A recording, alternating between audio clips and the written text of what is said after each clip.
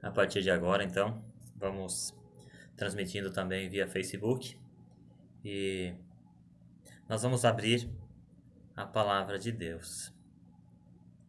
Hoje nós vamos falar de uma profecia, porque a palavra de Deus ela é muito ampla, ela é muito dinâmica e ela tem muitos assuntos e uma parte dos assuntos eles são colocados em forma de profecia. Por que Deus resolveu fazer desta maneira? Aí eu penso que Deus queria dar prova da sua onisciência. Deus sabe todas as coisas e Deus também tem autoridade sobre o tempo, sobre os acontecimentos. Essa semana que passou eu vi uma ilustração, né? Que apesar de que os seres humanos às vezes eles são, na verdade, são livres para fazer a sua vontade, mas Deus está cuidando do andamento da história. E muitas coisas os seres humanos fazem, eles são como no mar, quando os icebergs grandes e pequenos, que são blocos de gelo, né? Os pequenos podem andar numa direção, mas os grandes andam em outra. E isto acontece porque os pequenos sofrem a ação dos ventos da superfície e podem estar andando numa direção. Mas os grandes icebergs, eles têm a sua grande parte abaixo do nível da água. E aí os ventos não têm força contra as correntes marítimas. Por isso os grandes vão na direção das correntes. E assim é o que às vezes acontece com o nosso mundo. As pessoas às vezes estão indo numa direção, pensam que estão indo numa direção, mas Deus está guiando a história e Deus vai levar a cabo os seus desígnios. Então é muito interessante a gente estudar profecias, porque no momento em que a gente estuda as profecias, a gente passa a entender a macro-história, ou seja, a história do mundo de uma forma, do ponto de vista de Deus, do ponto de vista da salvação, do ponto de vista da igreja de Deus, do ponto de vista do grande conflito. São pessoas que ah, são pessoas que às vezes não têm muito interesse na Bíblia ou nas profecias porque elas acreditam que a salvação pela graça é suficiente. Olha, de fato de fato é suficiente, porque pela graça sois salvos mediante a fé, isso não vem de vós, é dom de Deus, e não de obras para que ninguém se glorie, né? Também diz a Bíblia. Mas as profecias, elas são para quem quer dar um passo além. As profecias são para quem quer conversar com Deus. Não que outras pessoas não conversem. O que eu quero dizer é o seguinte: para quem quer se delongar com Deus, para quem quer passar mais tempo com Deus, as profecias são muito boas. Porque as profecias, elas são como os icebergs. Elas têm apenas uma pequena parte exposta, apenas uma pequena parte na superfície. O restante a gente precisa cavar. E quando a gente cava na Escritura, a gente encontra grandes tesouros. E esses tesouros são aqueles que enriquecem a nossa fé. São tesouros da verdade, são tesouros da vontade de Deus e também são os tesouros do desfecho da história neste mundo. Eu gosto bastante de profecias, eu passei a estudar a Bíblia por causa das profecias e graças a Deus já estou mais que 30 anos neste assunto de estudar a Bíblia. Gosto bastante, longe de aprender tudo que está na Bíblia, acho que nunca vai se aprender tudo que está na Bíblia, mas tenho procurado entender. Hoje nós vamos lidar com uma profecia que está lá no Antigo Testamento, no livro de Ezequiel. Ezequiel, capítulo 47. O título diz assim: Águas purificadoras do templo. Na minha versão, né? As versões às vezes mudam os títulos, mas a minha versão está dizendo assim: Águas purificadoras do templo. Então vamos ver o que esta profecia quer nos ensinar. A partir do verso 1, então. Depois disto, me fez voltar à porta da casa, e eis que saíam águas por debaixo do umbral da casa para o oriente. Esta casa é o templo de Salomão, né? Então, eis que saíam águas por debaixo do umbral da casa para o oriente, porque a face da casa dava para o oriente, e as águas desciam de debaixo desde o lado direito da casa ao sul do altar. E me fez sair pelo caminho da porta do norte, e me fez dar uma volta pelo caminho de fora, até a porta exterior, pelo caminho que dá para o oriente. E eis que corriam as águas do lado direito. E saiu aquele homem para o oriente, tendo na mão um cordel de medir.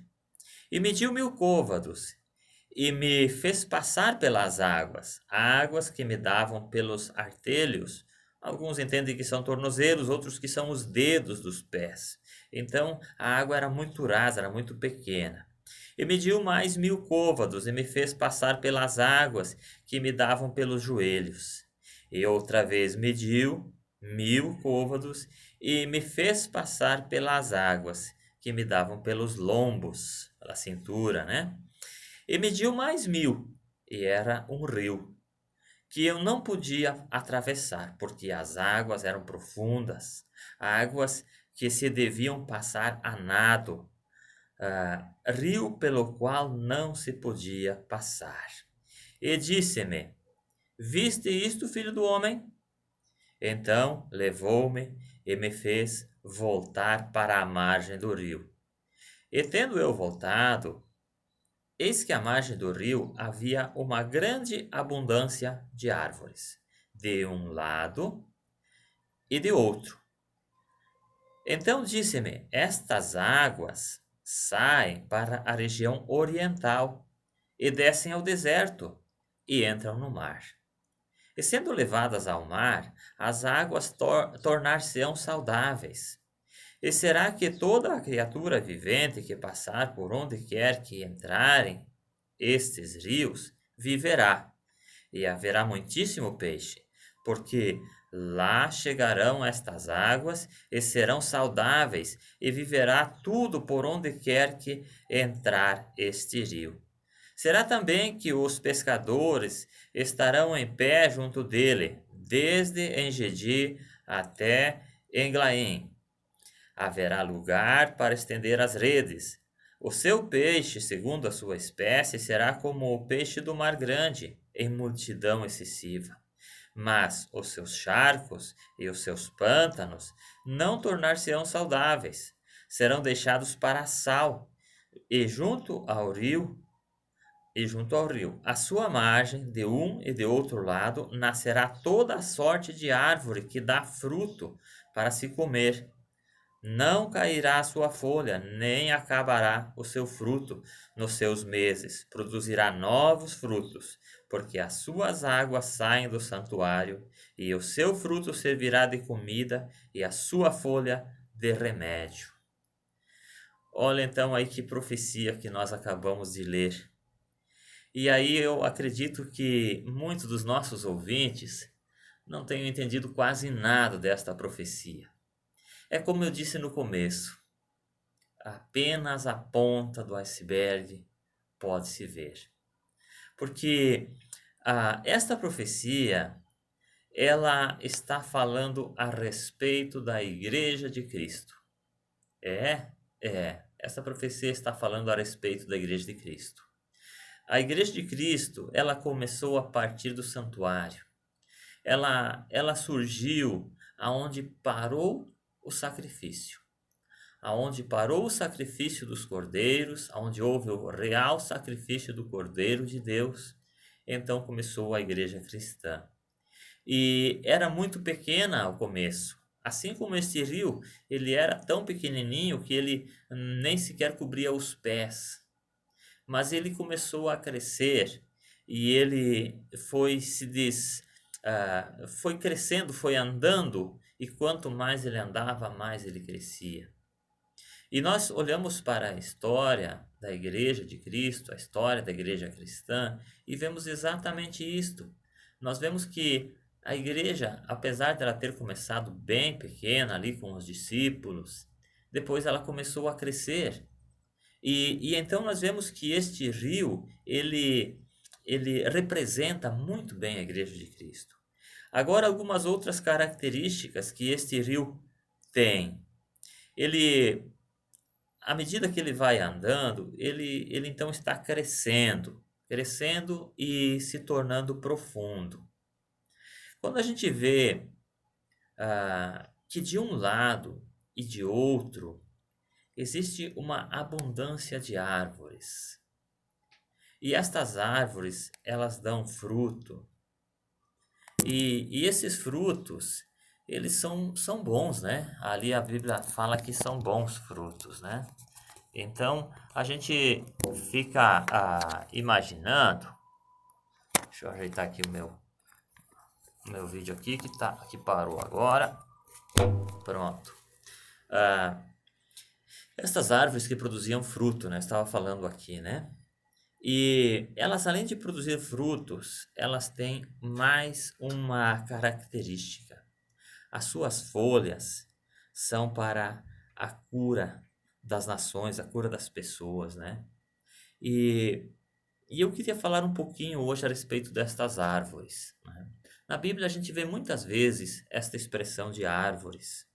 A gente vai ver lá no Gênesis, a gente vê aqui nesta profecia, a gente vê bastante no Apocalipse também esta expressão das árvores.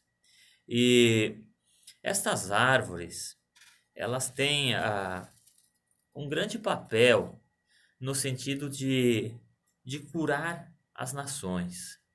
Parece que as folhas destas árvores, elas são uma espécie de mensagem, né? Assim como a árvore solta as suas folhas no outono, assim também a mensagem de Deus, ela é lançada muitas vezes como se fosse folhas de outono ao vento. Neste programa de rádio, é mais ou menos isso que acontece. A gente abre a palavra de Deus aqui, a Bíblia, e estas mensagens, elas vão pelas ondas da rádio ou então pela internet, pelo Facebook, e elas alcançam lugares que a gente não imagina. Olha, tem agora aqui ao vivo tem gente do Mato Grosso, tem gente de Minas Gerais, tem gente aqui da região. É, é muito agradável a gente ver esse retorno, ver que essas pessoas estão assistindo e estão podendo aproveitar, quem sabe, um pouco desta mensagem. Esta mensagem de Deus, ela através dos tempos, como eu dizia, ela foi pregada. E as margens deste rio, à medida que o rio está andando, existem muitas destas árvores. Tem até um livro da escritora Ellen White que fala que a mensagem de Deus nos últimos dias seriam como folhas de outono levadas pelo vento. É uma expressão que eu achei bem interessante porque se ajusta, se adapta muito bem a esta profecia. Então, à medida que a igreja cresce e avança, muitas pessoas de renome, pregadores, pensadores, cientistas, eles pegaram a palavra de Deus e deram um sentido a ela. Eles, apesar de ela estar assim, ser a Bíblia, eles fizeram com que ela produzisse frutos na sua vida, né? A Bíblia fala dos frutos do Espírito, e estes frutos do Espírito são os frutos que são manifestos nestas árvores. Aqui nós vemos então nesta profecia que esses frutos se renovam de mês em mês. No livro do Apocalipse nós temos a árvore da vida que está de uma e outra margem do rio e também dá o seu fruto de mês em mês, e também as suas folhas são para a cura das nações, são para a saúde das nações. Será que não está falando de um assunto muito semelhante? Será que ali a Nova Jerusalém que aparece no livro do Apocalipse, onde tem o rio da vida, será que não é uma metáfora muito parecida com esta? Será que a gente muitas vezes acreditou que essa seria uma cidade de fato construída de tijolos? Mas será que não seria a igreja de Deus mais uma vez, num outro tempo? Será que não seria a igreja de Deus renovada, feita nova, né? Aqui nós vemos algumas características deste rio. A Bíblia fala que ele desce para o Oriente, desce para o Oriente, e ele vai para o Oriente, e o anjo veio e ele ia para o Oriente. 4 vezes repete a expressão que ele vai para o Oriente. Você sabe que lá no livro de Gênesis, no capítulo 2, ali são mencionados 4 rios. Ah, o primeiro rio, ele está numa região onde tem bastante ouro. O segundo rio, ele rodeia a terra de Cuxi. E o terceiro rio desce para o Oriente. O terceiro rio desce para o Oriente. E aí eu fiquei analisando e pensei, poxa vida, será que essa história desses rios lá de Gênesis não é de certa forma a história da igreja de Deus em todos os tempos? A, a partir da criação do homem, ali quando Deus estava presente, e depois então a terra de Cuxi, que era neto, bisneto de Noé, será que não era a época depois de Noé? Aí nós vemos esse terceiro rio que corre para o Oriente, ele representa muito bem a igreja de Cristo, o período da igreja cristã. E daí lá no Gênesis a gente vai ver um quarto rio, que é o rio Eufrates. E esse rio Eufrates ele é mencionado no Apocalipse. E vai falar lá que em certo momento as águas do rio Eufrates vão se secar. O que será que querem dizer todas estas expressões, todas estas alegorias? Será que em algum momento a igreja, da forma como nós a conhecemos, ela vai de certa forma diminuir? Será que ela vai de certa forma secar as suas águas? Porque lá no Apocalipse fala que esse rio Eufrates, ele está se secando, ele seca-se, e para dar passagem aos reis que vêm do Oriente. Este rio que nós estamos acompanhando hoje, ele desce para o Oriente, ele vai para o deserto. Nós estudamos num outro programa aqui que a igreja de Deus foi para o deserto. E ela esteve no deserto por 42 meses, por 1260 anos. E então esse rio aqui fala que ele vai para o deserto e depois ele vira e caminha para o mar, o grande mar. Nós vemos num outro programa também, uma outra profecia que nós falamos, que o anjo tinha um pé no mar e um pé na terra. E a parte do pé que estava no mar é a parte que acontece antes. Ou seja, a história está se movimentando do mar para a terra. Temos a besta que emerge do mar, a besta que emerge da terra.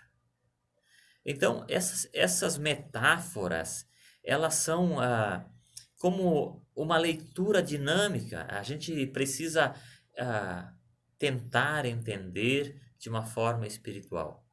Porque se o mar é um tempo, a terra é outra, o deserto é outra, então o rio que nós estamos analisando hoje, ele corre no sentido contrário. Ele corre para o deserto, para o mar, né? Ele tem nessa trajetória, ele termina no mar. Então nós poderíamos imaginar que a igreja de Cristo, ela tomou conta do mundo inteiro, ela atingiu o tamanho do mar, muito grande. E depois, lá no Apocalipse, então nós vemos que a história, ela continua, ela não para no mar, ela segue. E aí nós vamos ver outras metáforas. Mas o que eu queria destacar de tudo isto? Que a palavra de Deus é viva, é eficaz, e quanto mais tempo a gente passa com ela, mais a gente vê que o Senhor quer nos revelar as coisas que estão acontecendo e as que ainda não aconteceram. E Ele quer nos dar a certeza de que Ele está no comando. As coisas que essa profecia que eu estou mencionando hoje é mais um destes pontos para que a gente possa estudar a palavra de Deus cada vez mais. Nós já temos a salvação pela graça. Nós já temos o dom gratuito de Deus em nós. E aí, agora, vamos parar de estudar? Vamos parar de conversar com Deus? Não, muito pelo contrário, vamos tentar entender mais e mais do plano de Deus. Por que precisamos fazer isto? Porque temos à nossa frente uma mudança muito drástica na forma das igrejas agirem. Ou seja, pode ser que daqui a pouco as igrejas que estão se esvaziando se esvaziem definitivamente. E aí, como vão se comportar os cristãos? Como vão se comportar os seguidores de Cristo? Vão ficar sem luz? Assim como as virgens que dormiram e quando elas despertaram, algumas delas não tinham azeite, não tinham luz em suas lâmpadas. Então, quando veio o noivo, elas disseram umas às outras: dá-nos do teu azeite. Mas as outras responderam: não, para que não nos falte a nós. Ide antes comprar dos que o vendem, das pessoas que vendem azeite, dos lugares que vendem azeite. E elas saíram para comprar e quando voltaram, era tarde. A porta já se havia fechado. Então, este é o momento de nós tentarmos compreender as Escrituras, tentarmos compreender as profecias, porque estamos num tempo onde as virgens estão pegando no sono.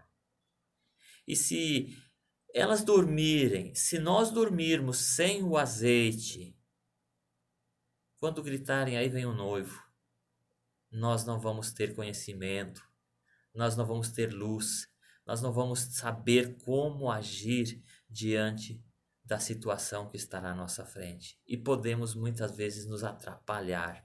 Por isso é que eu acho importante estudarmos as Escrituras. Nós vamos ouvir mais uma música e depois comentamos um pouco mais a respeito.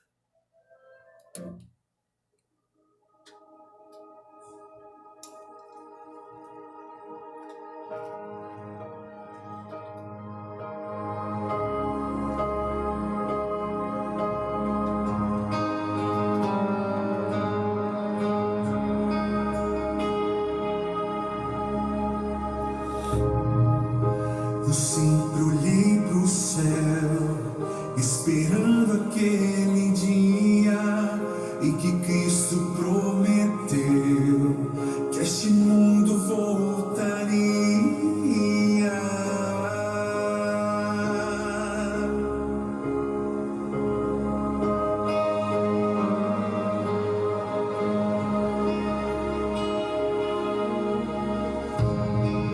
Gerações guardaram a fé, completaram a carreira e fizeram os filhos ter sempre viva a certeza, viva a certeza.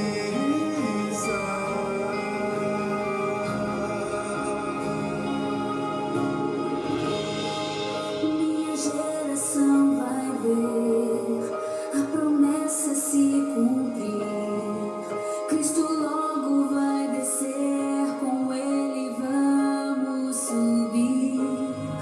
Minha geração vai ser dentre todas mais bendita, pois irá saudar o Rei em sua gloriosa vinda. Aleluia,